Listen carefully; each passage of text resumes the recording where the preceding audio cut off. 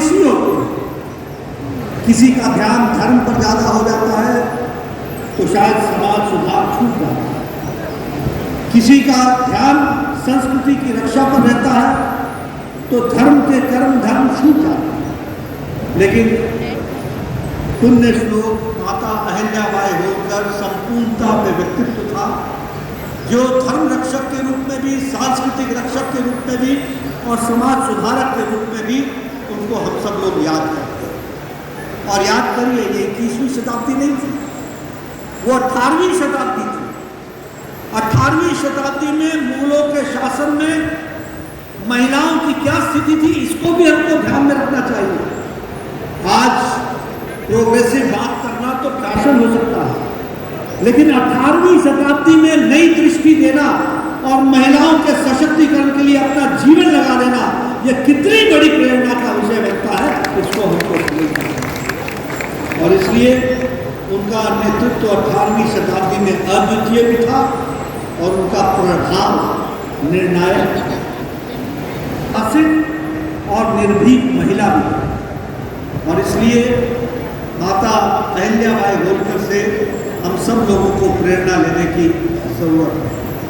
आज हम लोग गुड गवर्नेंस की बात करते हैं, लेकिन आप सोचिए 18वीं शताब्दी में जिसने सत्ता अपने पति के शौर्य के कारण कुंभेर के लड़ाई में अपना जीवन बलिदान किया था, शहीद हुए थे, उनके जाने के बाद शासन को संभाला। लेकिन गुड गवर्नेंस की बात हम आज करते हैं, पर सुशासन उन्होंने 18वीं शताब्दी में हमें दिया। इस बात को भी आपको ध्यान रखना। किसने उन्हें इतिहास के पन्नों में दबा के रखा और कौन है वो भारतीय जनता पार्टी, राष्ट्रीय पार्टी, जो आज अहिल्याबाई होलकर के हर में अहिल्याबाई होलकर जी की जन्म शताब्दी मना रहे हैं और मनाया उन्होंने।